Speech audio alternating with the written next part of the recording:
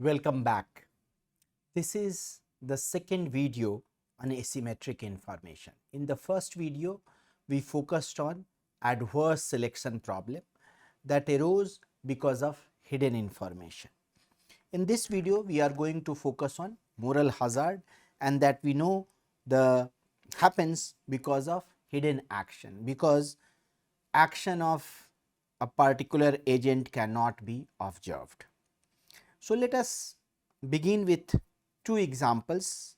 One example we will look at very briefly, and second example we will get into the details so that we understand it clearly.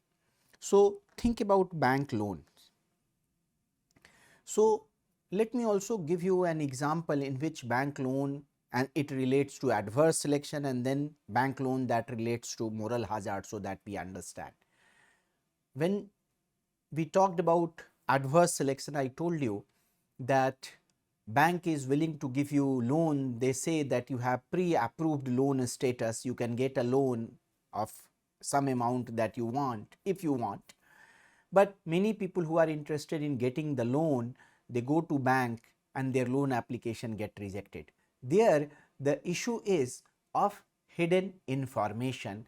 That's adverse selection. Bank are worried about selecting the bad person as their client, and that's why that it happens before the contracting is done between bank and the person. That's where we see adverse selection.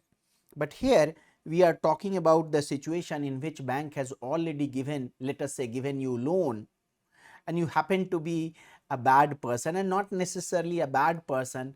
You think that bank cannot monitor your action, and therefore you can decide to gamble with that money. Because bank is not able to observe your action, your behavior constitutes a moral hazard.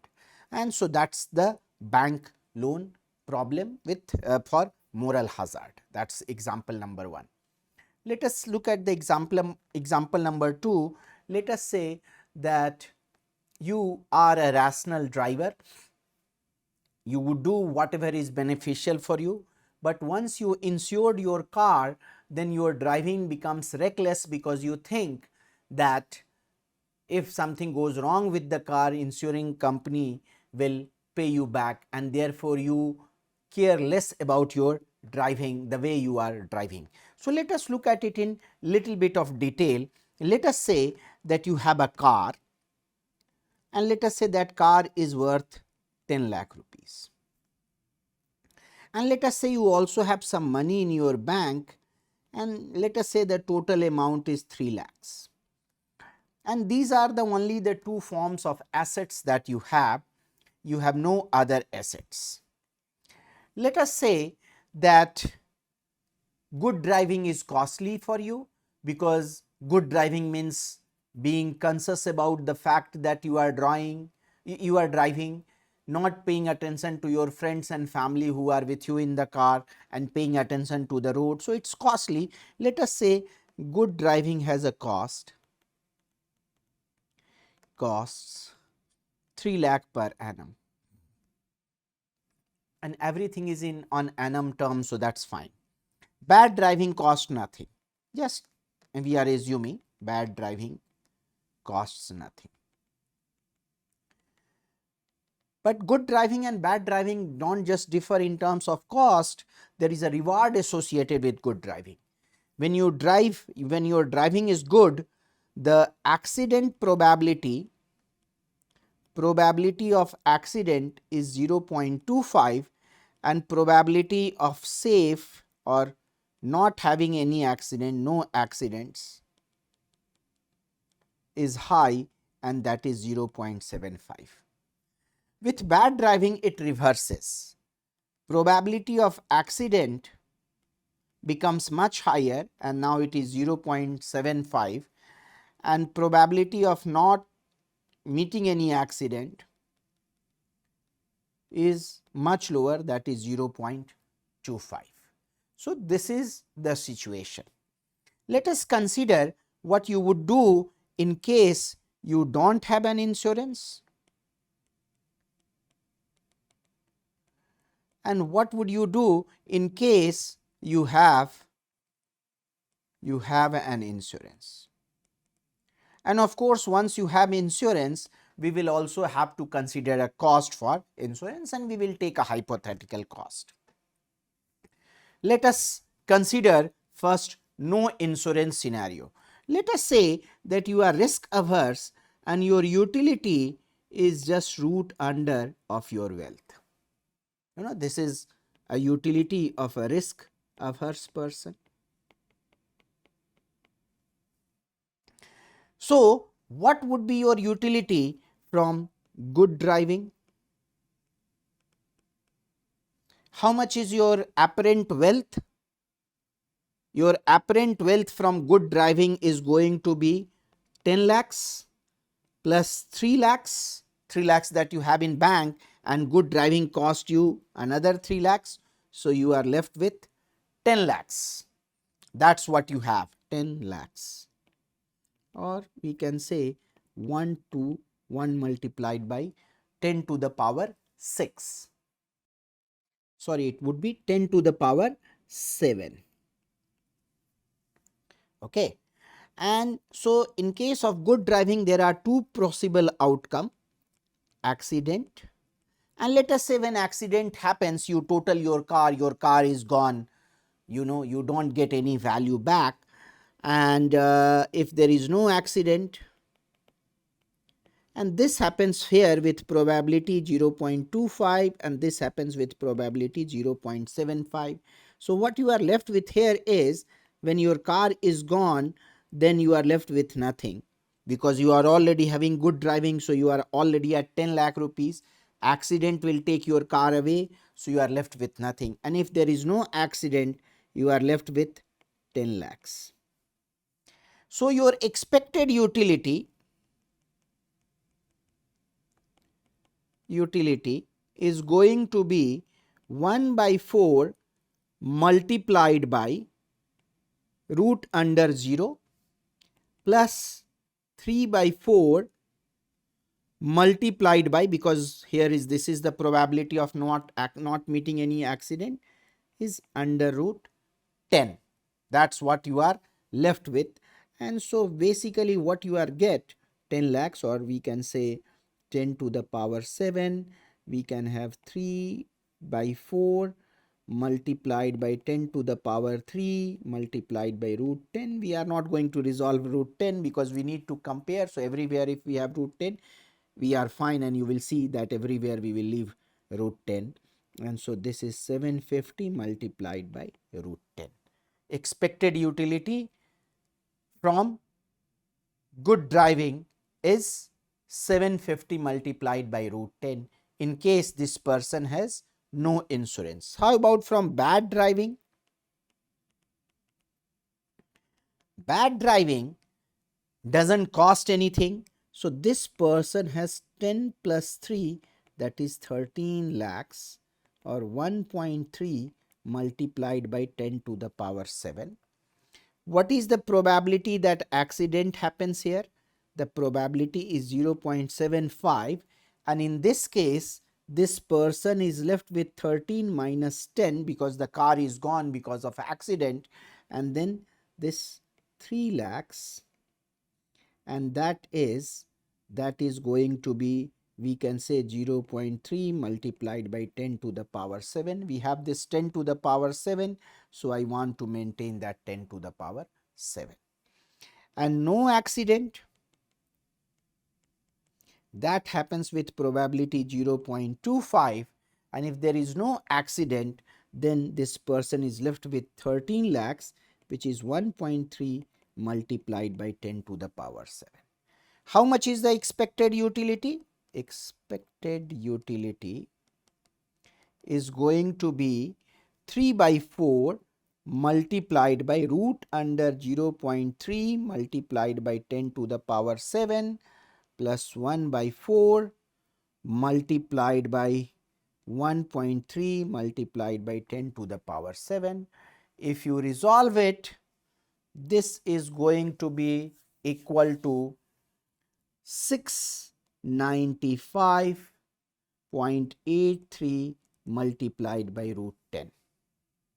Okay. You can solve it, you can get rid of root 3, root 10 also, but what we see, good driving gives the higher expected utility, because this root 10 remains same at both places. Here it is 750, here is 695.83. 750 is clearly greater than 695.83. It means this person will go for good driving and not for bad driving, because good driving gives him the higher utility. Now let us look at the case when he doesn't have any, he has now insurance. So first of all, we have to figure out how much is going to be the in cost of insurance. Let us say if insurance company assumes, and it may be his wrong assumption, but I just want to demonstrate that this person is a good driver, good person, he will drive safely, he will go for good driving. So if he goes for good driving, only 1 by 4 times it meets the accident. So the expected value, the fair insurance is going to be 2.5 lakhs. Let us say that it's not a fair insurance, insurance also takes 10% more. So instead of 2.5 lakhs for insurance, this person has to pay 2.75 lakhs. And now we are going to consider what happens in case this person has insurance that he gets off. This we will also assume that insurance is full insurance. So if car goes bad, car meets an accident, insurance company pays 10 lakh rupees to this particular person. So what it means, that whether the car meets the accident or car doesn't meet the accident, once this person has paid the insurance, he will have equivalent value of car with him. So what we can say, that if he is having good driving, and again in case of good driving, no accident 0.75 times, in this case how much he is going to get? He has 10 lakh rupees, he has 3 lakh rupees in the bank account, good driving cost 3 lakh rupees, so minus 3, and insurance will cost 2.75. So this is basically 3 will get cancelled, this is 7.25 lakh rupees. No accident will give him 7.25 lakh rupees. An accident, let us look, which happens with probability 0.25. He has 10 lakh rupees, 3 lakh rupees in the bank account, good driving cost 3 lakhs, insurance will cost 2.7 lakhs, accident will take away the value of car, but insurance company will pay that value back. So this will get cancelled and you get back at 7.25 lakh rupees. So utility, expected utility from good driving is going to be basically root under 7.25 lakh rupees. We need to resolve it further. We don't need to get the exact value, but this is what we get. And bad driving, let us look at what happens in case of bad driving. No accident with probability 0.25. In this case, he will have 10 lakh rupees as his car, 3 lakh rupees in bank account. There is no cost for bad driving, there is insurance cost.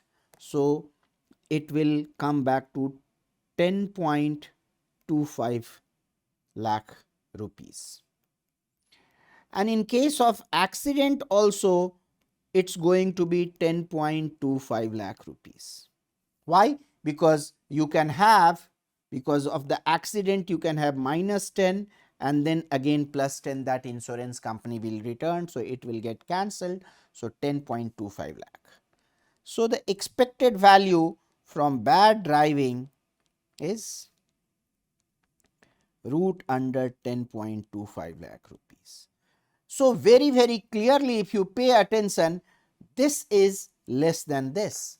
Which case this person is getting the higher utility? is getting higher utility from bad driving, and that's what this person will go for. He will go for bad driving as this gives higher utility. Why do we get such a weird result, such a bad result? Of course, it has been carefully constructed to illustrate something. So, I am not saying that all person who gets insured go for bad driving. This is just an example to illustrate. So, here the problem is that cost of insurance is cheaper than the cost of care, that care he has for the car, and it's costly. Insurance is costing 2.75 lakhs and caring is costing 3 lakhs. So, what's basically happening is that inexpensive insurance destroys the incentive for to have good behavior, and individual shifts to risky behavior, and you see the problem of moral hazard here. Okay, and that's what you would like to moral hazard, because insurance company would like the person who got insured to drive in good manner, but he would end up driving in bad manner, and therefore this is a moral hazard problem. Let us look at an example of moral hazard in principal agent problem. What do we mean by principal agent problem? Many times a principal, a person who cannot do his job on his own for several reasons, perhaps he is too busy or job has become quite big, for whatever reason the principal hires agent to do his job. Okay, the agent, the idea is that agent will take action that will benefit the principal, but in reality it may not happen, particularly when agent action is not observed by principal, and in that case you get a moral hazard. Of course, the idea here is of hidden action. Principal is not able to observe the actions taken by the agent. Okay, let us take some example of principals and agent. You can have, shareholders of a company, they are the owner and they hire managers to work on their behalf. Of course, manager, rather than working, they can go and play golf. So that will lead to problem. Even in small shops, the shop owner is principal. Many times they hire manager to run their business.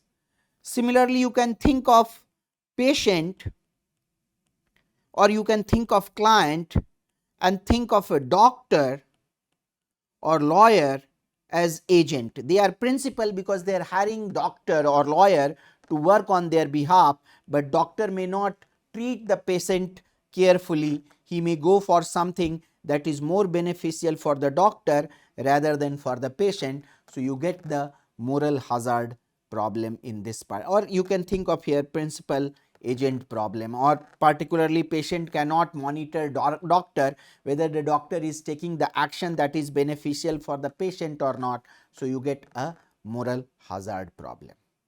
So now let us think about how can we reduce the moral hazard problem. So the idea here is to come up with something called efficient contract. What do we mean by efficient contract?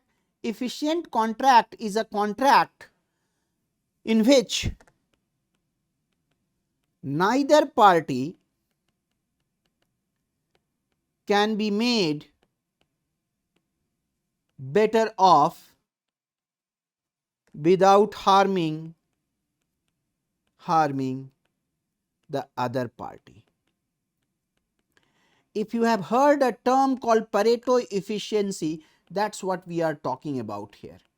Pareto efficiency is a situation in which no one can give an higher payoff without making someone else worse off. Let me give you an example. If you are dividing 100 rupees between A and B, these are the Pareto efficient outcome. A gets everything, B gets nothing. But if you want to increase B's payoff, you have to harm A. A's payoff cannot be further increased. So that's therefore it is Pareto efficient. So you can think this Pareto efficiency as a necessary condition for efficiency, but not sufficient condition, because here A gets everything, B does not get. 50-50 is also Pareto efficient, 49-51 is also efficient, 25-75 is also Pareto efficient, but 49 and 49 is not Pareto efficient. Why? Because they both can be made better off without harming anyone else, and that therefore it is not Pareto efficient. But in our situation where we talking about, we digressed little bit talking about Pareto efficiency, but in our system what we should think, that what happens in an efficient contract, if let us say if parties are risk neutral, then combined benefit should be maximized. If parties are risk neutral, then their combined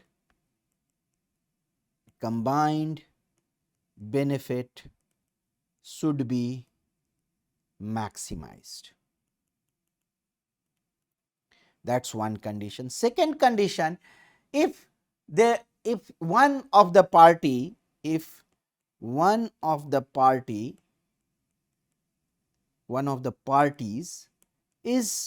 more risk averse, his share of risk should be lower. That is what we have. He should more risk averse party should bear less of the risk. That is what the idea is. Let us look at this example. It will help us understand. We will consider several cases for this particular example. The idea is very simple, that principal is Geeta, who hires, we can say P, who hires Mohan, who is agent, to work on her behalf. The outcome of Mohan does not depend only on whether Mohan works hard or not, but it also depends on the state of nature, which is neither in control of Geeta nor in control of Mohan. We can say there are two states of nature. One can say that low demand, and then there is a high demand.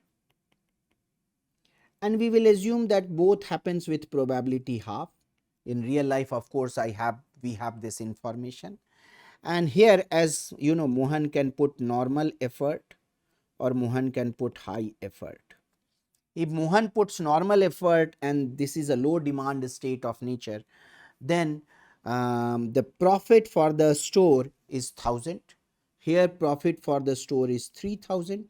Here profit for a store is 3000, and here profit for a store is 5000. So this is the situation. Now let us consider several scenarios. The first scenario is symmetric information, that Geeta and Mohan, they both are able to observe the state of nature. Geeta is working with Mohan, so Geeta is able to see whether Mohan is putting normal effort or high effort. Let us say Geeta says to Mohan that I would pay you 2000. Okay, if you work hard, and 0 if you don't work hard, or if you work normal. In such problem, there is always cost associated with high effort. Otherwise, why wouldn't Mohan work harder all the time? So high effort comes with a cost. Let us say that cost is 400. So what would Mohan do? If Mohan works hard, Mohan is going to get paid 2000 minus 400, that is 1600. And if he doesn't work hard, he will get 0. 1600 is more than 0, therefore he will go for working hard. Let us look at what will happen to Geeta.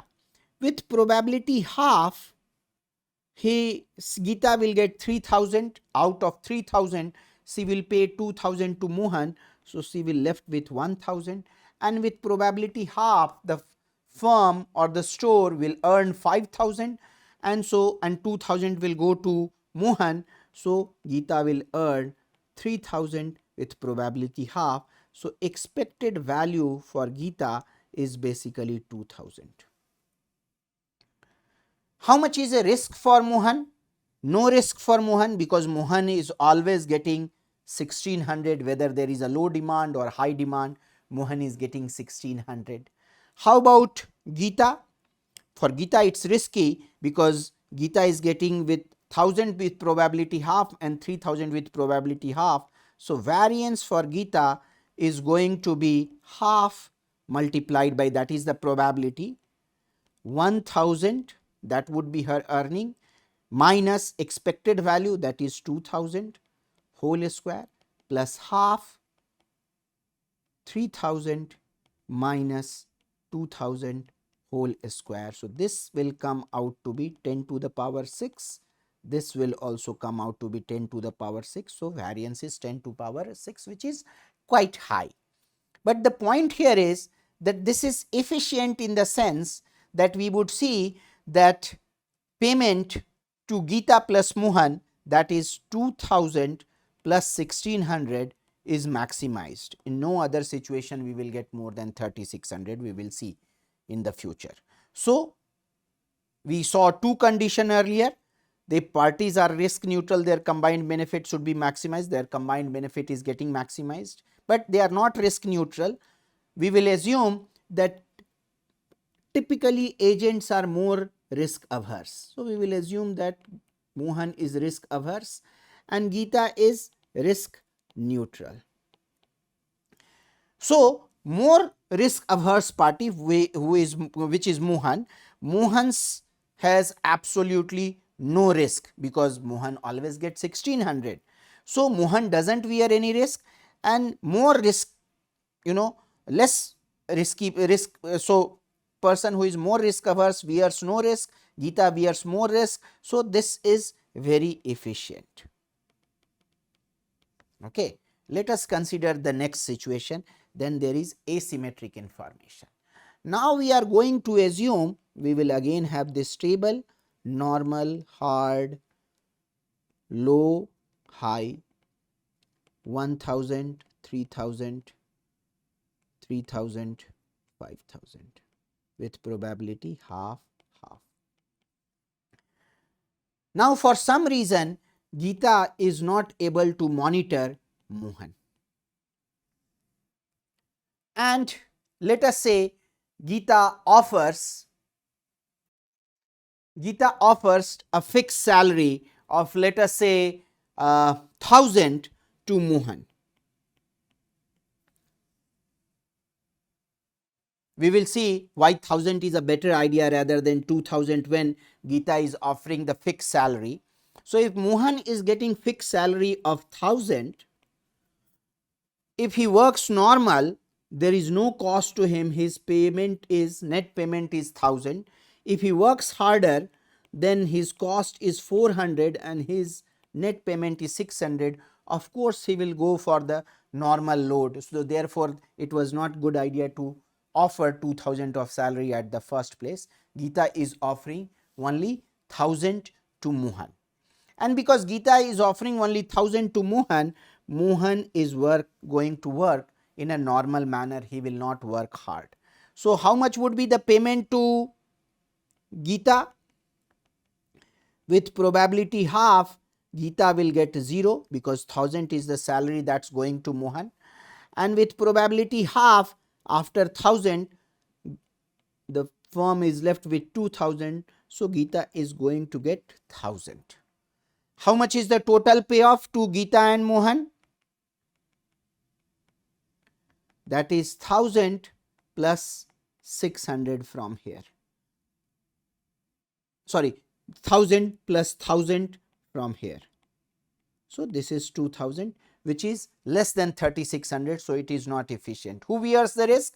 Clearly Geeta bears the risk, Mohan doesn't have any risk. So in that sense it's good that more risk averse party has less risk, but the total is not getting maximized in asymmetric information.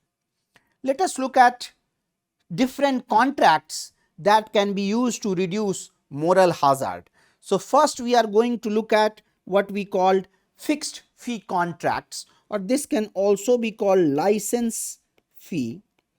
So, Mohan pays a license fee to Geeta. We will see that, let us say Mohan pays a license fee to Geeta to operate the store or the business. We again have the same situation that we had earlier: normal, hard, low demand, high demand, 1000, 3000, 3000, 5000. Let us say that license fee is 2000, that goes to Geeta. Will Mohan work harder or will Mohan work normal? If Mohan work normal, then in low demand case his payoff is going to be minus 1000, and in high demand case the payoff is going to be 2000. Oh sorry, 1000. So on average the payoff to Mohan is 0 because 2000 is gone to Geeta. If he works hard, he has this minus 400, but nevertheless after paying 2000 to Geeta he is left with 1000 in case of low demand, but 400 is his cost for working harder, and he is left with 3000. If there is high demand, again there is a cost of 400. So again his payoff is going to be 1600 on average. So of course he is better off working harder, and his payoff is going to be 1600. What happens to the total payoff? Total payoff is again maximized, 2000 plus 1600, that is 3600. How about risk? Who is bearing the risk? Geeta, who is risk neutral, is not bearing any risk. Geeta is getting paid fixed amount. Person Mohan, who is more risk averse, now is bearing the risk. How much is his risk? We can calculate the variance of Mohan, that is probability of half, 1600 minus 600 square plus half, 2600 minus 1600 square, and this is 10 to the power 6. So the risk is getting shifted to more risk averse person, and that is not a great idea from efficiency perspective. What can happen? The problem is that it doesn't provide for efficient risk bearing.